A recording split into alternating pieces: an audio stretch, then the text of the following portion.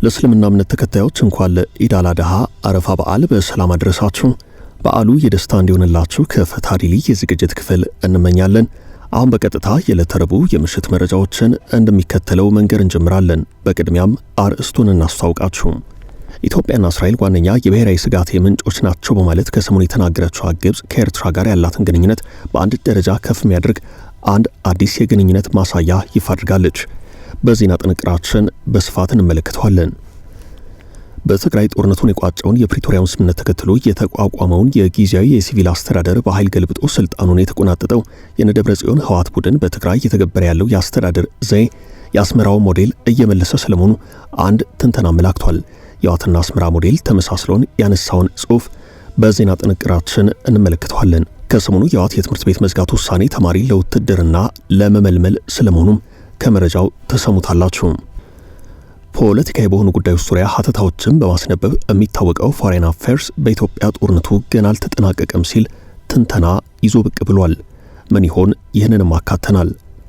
በሺዎች የሚቆጠሩ የታጠቁ ተዋጊዎች ወደ ኢትዮጵያ አዋሳኝ የድንበር ቀጠናዎች እየተሰማሩ ነው ተብሏል። በድንበር አካባቢ ያለውን እንቅስቃሴ እንቃኛለን። በትግራይ ክልል የአክሱም ከተማን አዲስ መጠሪያ ስም ማዕከል ያደረገው ውዝግብ ተፈጥሯል። የአክሱም ከተማ ቅድስት ከተማ አክሱም ጽዮን መባልን ተከትሎ የክልሉ እስልምና ጉዳዮች ከፍተኛ ምክር ቤት በዛሬው ዕለት መግለጫ አውጥቷል። ሰባተኛው ሀገራዊ ምርጫ በመጪው ሰኞ ግንቦት 24 ቀን 2018 ይካሄዳል። ከዚህ ጋር በተያያዘ በዛሬው ዕለት እንግዶች አዲስ አበባ ገብተዋል ተብሏል።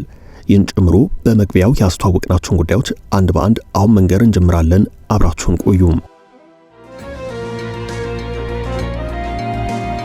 ግብጽ በአስመራ ይፋ ያደረገችው ከኢትዮጵያ ጎረቤቶችና ከአባይ ተፋሰስ ሀገራት ጋር ያላትን ግንኙነት ጥብቅ እያደረገች ያለችው ግብጽ ከኤርትራ ጋር በሌላ አዲስ የግንኙነት ትስስር ውስጥ ለመግባት እንቅስቃሴ ላይ መሆኗን ከካይሮ የሚወጡ ዘገባዎች አመላክተዋል። የኤርትራን ወደቦች ከራሷ ወደቦች ጋር ለማስተሳሰር በቅርቡ አንድ ስምምነት አስመራ ላይ የተፈራረመችው ግብጽ በትናንትናው ዕለት ኢትዮጵያና እስራኤል ስጋቶቼ ናቸው ብላለች። በሌላ አዲስ ስምምነት አሁን ብቅ ያለችው ደግሞ የካይሮ ዩኒቨርሲቲ ቅርንጫፍን በአስመራ ለመክፈት እንዳሰበች ነው የግብጽ ብዙሃን መገናኛዎች የዘገቡት። ኤርትራ ከኢትዮጵያ ጋር አንድ ላይ በነበረችበት ወቅት አስመራ ዩኒቨርሲቲ በስራ ላይ የነበረ ሲሆን ይሁንና የነጻነት ወጃውን ተከትሎ ዩኒቨርሲቲው ስራውን እንዲያቆም ሆኗል። ከዚያ ይልቅ ወታደራዊ ስልጠናዎችን ከሙያዊ ተግባር ስልጠናዎች ጋር አጣምሮ የሚሰጠው ሳዋ ማሰልጠኛ ተቋም ልዩ ትኩረት የተሰጠው ነው። በዚህ መሃል ደግሞ ግብጽ የራሴን የካይሮ ዩኒቨርሲቲ ቅርንጫፍ በአስመራ ከፍታለሁ በማለት ውሳኔ አስተላልፋለች። የግብጽ ዩኒቨርሲቲዎች ከፍተኛ ምክር ቤት ወይንም ኢጂፕት ሱፕሪም ካውንስል ኦፍ ዩኒቨርሲቲስ የተባለው አካል የዩኒቨርሲቲው ቅርንጫፍ አስመራ ላይ እንዲከፈት ውሳኔውን አሳልፏል። የካይሮ ዩኒቨርሲቲ በቅርንጫፍ ደረጃ በአስመራ በግብጽና ኤርትራ መካከል ያሉት ዘርፈ ብዙ ግንኙነቶች አንድ መገለጫ ነው። ኢትዮጵያም በግልጽ በዋና ብሔራዊ ስጋትነት በመፈረጅ ከኢትዮጵያ ጎረቤት ሀገራት ጋር ያላትን ግንኙነት እያጠነካከረች ያለችው ግብጽ ከአንዱ ጋር የጠንካራ ግንኙነት መሰረት ጣልኩ ስትል ሌላኛው የፈረሰባት ዓመታትን አሳልፋለች። እስራኤልና ኢትዮጵያ ደግሞ ለግብጽ ዋነኛ የስጋት ምንጮች ናቸው በማለት የቀድሞው የሀገሪቱ የውጭ ጉዳይ ሚኒስትር መሐመድ ኦርዲ ከአልአረቢያ ቴሌቪዥን ጣቢያ ጋር በነበራቸው ቆይታ ተናግረዋል። የቀድሞው ሚኒስትር በዚሁ ቃለ ምልልሳቸው ግብጽ ከሌሎች ኃይላት ጋር ይህ ነው ሊባል የሚችል ለክፉ የሚሰጥ የጠላትነት ስጋት የሌለባት መሆኑን አመልክተው ይሁንና እስራኤልና ኢትዮጵያ ግን ለግብጽ ቀጥተኛ የሆነ የደህንነት የጥቅም ስጋት ሊሆኑ እንደሚችሉ ተናግረዋል። የምስራቅ አቅጣጫ ኢትዮጵያን ጎረቤት ሀገር ሶማሊያ ጠበቅ አድርጌ ይዣለሁ በማለት ጥቃትሽ ጥቃቴ ነው፣ መገፋትሽ መገፋቴ ነው ስትል የከረመችው ግብጽ በአሁኑ ሰዓት አገሪቱ በውስጥ የስልጣን ሽኩቻ ውጥረት ውስጥ በመግባቷ ያሰበችው ሁሉ አልተሳካላትም። በተመሳሳይ መልኩ ግብጽ ሌላኛዋን የኢትዮጵያ ጎረቤት ሀገር ደቡብ ሱዳንን ጦር እስከ ማስፈር የዘለቀ ግንኙነት ፈጥራ የነበረ ሲሆን የጁባ መንግስት በቅርቡ በግዛት የሚገኝ የግብጽ ጦር በአስቸኳይ ለቆ ይውጣልኝ ሲል ቀጭን ትዕዛዝ አስተላልፏል። በተመሳሳይ ኢትዮጵያ በጎረቤቶቿ በኩል የከበባ ጫና ውስጥ ለመክተት ሱዳንን መጠቀም ፈልጋ የነበረችው ግብጽ ሱዳን የዛሬ 4 ዓመት ከገባችበት የእርስ በርስ ጦርነት አዙሪት ውስጥ ገብታ መውጣት አለመቻሏ የግብጽ እቅድ እንዳይሰምር አድርጎታል። ግብጽ አሁን ደግሞ ኤርትራ ላይ የሙጥኝ ብላለች። ጦርነቱ ገና ነው። ፎሬን አፌርስ ታዋቂው ዓለም አቀፍ የፖለቲካ መጽሔት ባወጣው አዲስ ትንተናዊ ሪፖርት በኢትዮጵያ የተደረጉ የሰላም ስምምነቶች ዘላቂ ሰላምን ከማምጣት ይልቅ ወደ አዲስ የአመጽ አዙሪት እያመሩ መሆናቸውን አመላክቷል። ሂላሪ ማትፌስ በተባሉ ተመራማሪ የተጻፈውና በኢትዮጵያ ጦርነቱ ገና አላበቃም የሚል ርዕስ የተሰጠው የሀተታ የፕሪቶሪያዊ ሰላም ስምምነት በሰሜኑ የሀገሪቱ ክፍል የተኩስ ድምጽ ቢያስቆምም በውስጡ ያዛቸው ያልተፈቱ የፖለቲካና የድንበር ውዝግቦች ግን በአማራና በኦሮሚያ ክልሎች ለተቀሰቀሱ አዳዲስ ግጭቶች መነሻ ምክንያት መሆናቸውን አመላክቷል። ይህም በሀገሪቱ ውስጥ የተደረጉ ከፊል ስምምነቶች የፖለቲካ አለመተማመንን መፍጠራቸውን ትንታኔው አመላክቷል። ሪፖርቱ በኦሮሚያና በአማራ ክልሎች ስላለው ወቅታዊ ሁኔታ ሰፊ ትንተና ያቀረበ ሲሆን በተለይም የኦሮሞ ነጻነት ሰራዊት በክልሉ ያለውን እንቅስቃሴ እያሰፋ መምጣቱንና ከመንግስት ጋር የተደረጉ የሰላም ንግግሮች በተደጋጋሚ ያለ ስምምነት መቋጨታቸውን አመላክቷል። በአማራ ክልል የክልላዊ ልዩ ኃይላትን መልሶ ለማደራጀት የተወሰነ ውሳኔ የፋኖ ታጣቂዎች ከመንግስት ጋር ወደ ገጠሙት ከፍተኛ ጦርነት እንዲሸጋገሩ ማድረጉን አስታውሷል።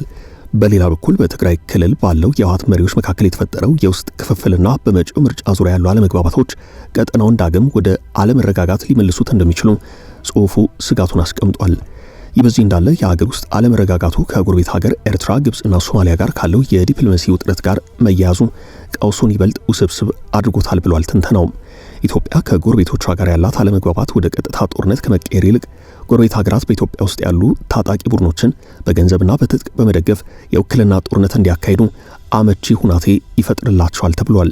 ሆኖም ትንታኔው ግጭቶቹ የማይቀሩ እንዳልሆኑና የኢትዮጵያ መንግስት ሁሉንም ባለድርሻ አካላት ያካተተ ሰፊ የሰላም ውይይት በማድረግ የፖለቲካ ስምምነቶችን ይበልጥ ዘላቂና እምነት የሚጣልባቸው ማድረግ እንደሚኖርበት በአማራጭ መፍትሄነት ጠቁሟል።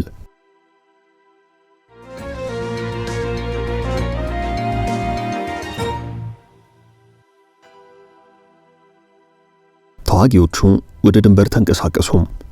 በሱዳን የጀነራል መሐመድ ሐምዳን ዳጋሎ ሄሚቲ ፈጣን ደጋፊ ኃይላት RSF በሺዎች የሚቆጠሩ የታጠቁ ተዋጊዎቻቸውን ወደ ኢትዮጵያ አዋሳኝ የድንበር ቀጠናዎች እያሰማሩ መሆኑ ተሰምቷል። ታዋቂው የሱዳን የዜና ምንጭ ዳርፉር 24 የጦር ሰራዊት ምንጮችንና የአይን እማኞችን ጠቅሶ ባወጣው ዘገባ ታጣቂዎቹ ከማዕከላዊ ዳርፉር ኒያላ ከተማ ከተንቀሳቀሱ በኋላ በጎረቤት ሀገራት በኩል አድርገው ከኢትዮጵያ ጋር ወደሚያዋስነው የሰማያዊ አባይ ቀጠና ወደ ኮርዶፋን እያመሩ ይገኛሉ ብሏል። የአዲስ ወታደራዊ እንቅስቃሴ በሱዳን ጦርና በፈጣን ደጋፊ ኃይላት መካከል ያለውን ፍልሚያ ወደ ድንበር አቅጣጫ የሚያስጠጋው ከመሆኑ በላይ በኢትዮጵያ የድንበር አካባቢዎች ላይ አዲስ የጸጥታ ስጋት መፍጠሩን የተነገረው የደህንነት ምንጮች ለተቋሙ እንደተናገሩት ፈጣን ደጋፊ ኃይላት ባለፈው እንዲሁም በዚህ ዓመት ከ6 ሻለቃ በላይ የሚሆኑ ተዋጊዎችን በኒያላ ዓለም አቀፍ አውሮፕላን ማረፊያ በኩል ወደ ሊቢያ አጓጉዟል።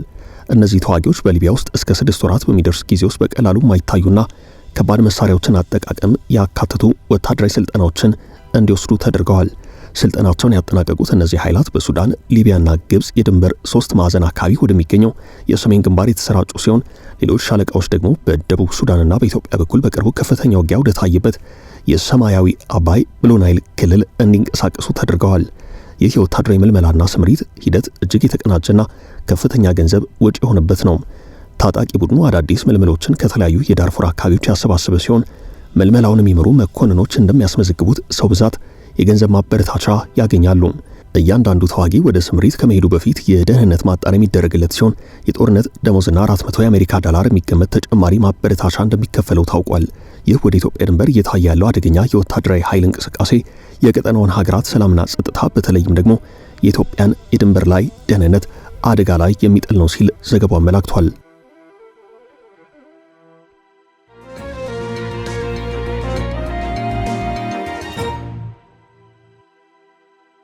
የአክሱሙ ውዝግብ። የትግራይ ክልል እስልምና ጉዳዮች ከፍተኛ ምክር ቤት በቅርቡ በአክሱም ከተማ ዙሪያ እየታዩ ባሉ ሁናቴዎች ላይ ያለውን ጠንካራ ተቃውሞ በዛሬው ዕለት ይፋ አድርጓል። ምክር ቤቱ ዛሬ በመቀለ ከተማ በተከበረው የኢድ ሶላት ስነ ስርዓት ላይ ባስተላለፈው መልእክት ለአክሱም ከተማ የተሰጠው ቅድስት ከተማ አክሱም የሚለው አዲስ መጠሪያ ስም ፍትሐዊ እንዳልሆነና እንደማይቀበለው ተናግሯል። በአክሱም ከተማ ለሚስተዋሉ ችግሮች ዘላቂ መፍትሄ እንዲገኝ ለማድረግ በሰላማዊ መንገድ እንደሚታገል የገለጸው ምክር ቤቱ በተለይም በማህበራዊ ሚዲያ ላይ ጉዳዩን አስመልክቶ ትክክለኛ ያልሆነና የተዛባ መረጃ የሚያሰራጩ አካላት ከድርጊታቸው እንዲቆጠቡ አሳስቧል።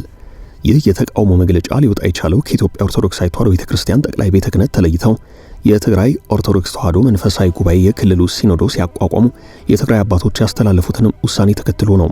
የትግራይ ኦርቶዶክስ ተዋሕዶ አባቶች ከሚያዝያ 28 እስከ 29 ቀን 2018 ባካሄዱት ጉባኤ የጽላተ ሙሴ መንበረ ታቦት የሆነችው የአክሱም ከተማ ከእንግዲህ ወዲህ ቅድስት ከተማ አክሱም ጽዮን ተብላ እንድትጠራው ወሰነናል ማለታቸው ይታወሳል። ይሁን እንጂ የትግራይ ኦርቶዶክስ ተዋሕዶ አባቶች ባለፈው ሚያዝያ 2 ቀን 2018 ዓ.ም በዕለተ ዓርብ ስቅለት ከእስልምና እምነት ተከታዮች ጋር ተያይዞ ተፈጥሮ የነበረው ረብሻ በሰላማዊ ውይይትና መግባባት መፈታቱን ገልጸው ጉዳዩ በውጭ ሆነው በማህበራዊ ሚዲያ በማራገብ ግጭት ለመቀስቀስ የሚሞክሩ አካላት ድርጊት መቆም እንዳለበት አሳስበው ነበርም። በሌላ በኩል የትግራይ ክልል እስልምና ጉዳዮች ከፍተኛ ምክር ቤት በዚሁ ታሪካዊ ዕለት ሌላ ትልቅ ሀገራዊና ዓለም አቀፋዊ ጥሪ አቅርቧል። በአሁኑ ወቅት በጊዜያዊነት በተባበሩት መንግስታት የትምህርት የሳይንስና የባህል ድርጅት ድረገጽ ላይ የተመዘገበው ታሪካዊው የአልነጃሺ መስጂድ ያለውን ጥልቅ ታሪካዊና ሃይማኖታዊ ዳራ መነሻ በማድረግ ሙሉ ዕውቅና እንዲሰጠው ጠይቋል። መስጂዱ በዩኔስኮ የዓለም ቅርሶች መዝገብ ላይ በቋሚነት እንዲመዘገብ የጠየቀው ምክር ቤቱ ይህ መሆኑ የሀገሪቱን የቱሪዝም ዘርፍና የታሪክ ቅርስ ጥበቃ ይበልጥ እንደሚያሳድገው አመላክቷል። ህወሓት የአስመራን የአገዛዝ ቀመር በትግራይ እየተከተለ ነው ተባለም። በክልሉ እየታየ ያለው ትምህርት ቤት የመዝጋት ውሳኔ ተማሪን ለውትድርና የመመልመል አንዱ ስልት ስለመሆኑ መረጃዎች አመላክተዋል። በትግራይ ጦርነቱን የቋጨውን የፕሪቶሪያውን ስምምነት ተከትሎ የተቋቋመውን የጊዜያዊ የሲቪል አስተዳደር በኃይል ገልብጦ ስልጣኑን የተቆናጠጠው የደብረጽዮን ህወሓት ቡድን በትግራይ እየተገበረ ያለው የአስተዳደር ዘዬ የአስመራው ሞዴል እየመሰለ ስለመሆኑ ተነግሯል። በምስራቅ አፍሪካ ቀንድ ጉዳዮች ዙሪያ ትንታኔ በማውጣት የሚታወቀው ሆርን ሪቪው ህወሓት በፖለቲካና በወታደራዊ አካሄዱ የአስመራ የኢሳያስ አፈወርቂን ሞዴል እየተገበረ ነው ብሏል። በዓለም አቀፍ ሕግና በውጭ ግንኙነት ኤክስፐርት የሆኑት አቶ አማኑኤል ታደሰ በሆርን ሪቪው ላይ ባወጡት ጽሑፋቸው ከፕሪቶሪያው ስምምነት መልስ በህወሓት ውስጥ አንጃ ሆኖ የመጣው ቡድን ኢሳያስ በነጻነት ትግልና ላለፉት 35 ዓመታት ኤርትራን የገዙበትን ሞዴል ግልባጭ በትግራይ ላይ እየተገበረ ነው ብለዋል። አቶ አማኑኤል የአስመራ ሞዴል ሲሉ የጠሩት የኢሳያስና ፓርቲያቸው ፒኤፍዲጄ የፖለቲካ ወታደራዊ አገዛዝ ሞዴል ሲሆን ከዋና ዋና መገለጫዎቹ መካከል በአንደኝነት ፓርቲን ከአስተዳደር መዋቅር ጋር አዋህዶ ወይንም ቀላቅሎ መምራት ሲሆን ቀጠናዊ የጂኦፖለቲካ ተጽዕኖ ለማግኘት የእጅ አዙር ግጭትን ኔትወርክ እንዲሁም የትርምስ ኃይልን እንደ መሳሪያ መጠቀምን ሁለተኛ መገለጫ አድርገው ጸሐፊው አስፍረዋል። የሲቪል አስተዳደርና ህዝባዊ ተቋማትን ወደ ጸጥታና ደህንነት ተቋማት መቀየር ሌላው መገለጫው ነው። በአራተኛ ደረጃ ላይ ተቋማዊ በሆነ መልኩ የሰብአዊ መብት ጉዳዮችን ለፖለቲካ ዓላማ ለመደራደሪያነት መዋል የሚለው ጸሐፊው በአራተኝነት ያሰፈሩት ነው። ለአገዛዝ ዋስትናው የህዝብ ደህንነትን ከማስጠበቅ ይልቅ በጥቂቶች ብቻ የሚመራ ማዕከላዊ ቁጥጥርን መጫን የኤርትራ ሞዴል ነው ሲሉ ተንታኙ ጽፈዋል። ከታሪክ ምሳሌ አሁን እስካሉ ሁነቶች በታጀበው ማብራሪያቸው ህወሓት ሁሉንም የአስመራ ሞዴሎች በትግራይ ላይ እየተገበረ ነው ብለዋል። ሻዕቢያ ከትግል እስከ ስልጣን የሚፈጥራቸው ትስስሮች ሌላውን የማተራመስ ኢላማ ናቸው ያሉት ጸሐፊው ህወሓት አሁን በዚህ መንገድ እየተጓዘ መሆኑን ደምድመዋል። ህወሓት ታሪካዊ ጠላቴ ከሚለው የኤርትራ አገዛዝ ጋር ጽምዶ ሲል የመሰረተው ግንኙነት ይህን መርህ የተከተለ መሆኑን ጸሐፊው ተናግረዋል። ሻዕቢያ ከተመሰረተበት ጊዜ አንስቶ ብሔርን የተከተሉ ሸማቂዎችን፣ ጸረ መንግስት ቡድኖችን ማሰባሰቡን ማስረጃ ያደርጋል። ከደርግ መኢሶን አንስቶ የኤርትራ አስተዳደር ወታደራዊ ስምምነት ያደርጋቸውን ኦነግ፣ ኦብነግ እንዲሁም ግንቦት ሰባትን ያነሳል። ይህ ሁሉ ጎረቤትን የማመስ ዓላማ የነበረው ሲሆን ህወሓት አሁን ይህንን በጽምዶ ከመጣመሩ ጀምሮ ፋኖን፣ ኦነግ ሸኔን፣ ተገንጣዩን ኦጋዴን ግንባርን፣ የቅማንት ታጣቂንና ከሌሎች ጋር ያስተሳሰረበት አካሄድ የአስመራ ሞዴል ግልባጭ ነው ሲሉ ጸሐፊው ይሞግታሉ። ወደ ሱዳን ጭምር የተሻገረው የህወሓት የእጅ አዙር እንቅስቃሴ በአስመራ ሞዴል እየተመራ ነው ሲሉም ጸሐፊው አመላክተዋል። ሻዕቢያ ሱዳንን ለዘመናት የእጅ አዙር ግጭቶች ማስፈጸሚያ ኔትወርክ ሲተክልባት መኖሩን ጀብሃን የመሰሉ ቡድኖችን እንደ ምሳሌ ጸሐፊው አቅርበዋል። አሁን ህወሓት አርሚ ሰባ ከሱዳን ጦር ጎን ተሰልፎ በድንበር አካባቢ ያለውን የጦርና ግጭት ተሳትፎ በማሳየትም ህወሓት የአስመራ ሞዴል መከተሉን ጸሐፊው በማሳየነት ጠቅሰዋል።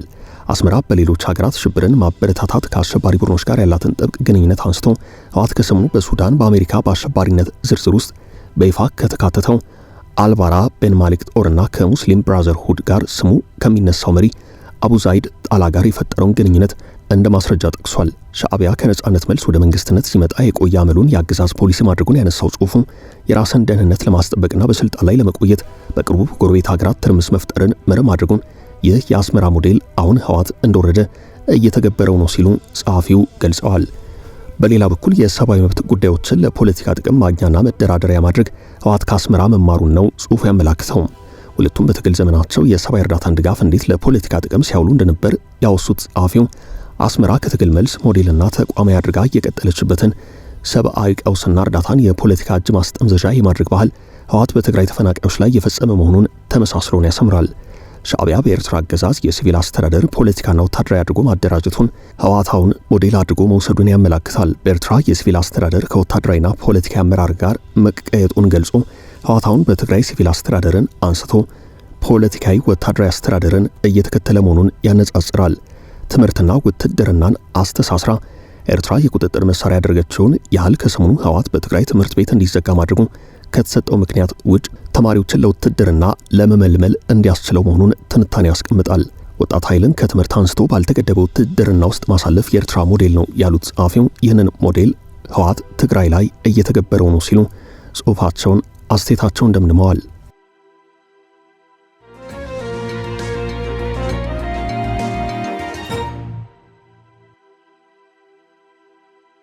የምርጫው እንግዶች አዲስ አበባ ገቡ።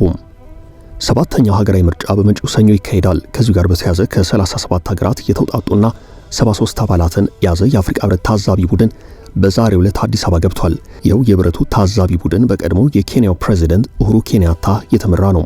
የምስራቅ አፍሪካ በይነ መንግስታት ድርጅት ኢጋድ ታዛቢዎችም እንደገቡ ታውቋል።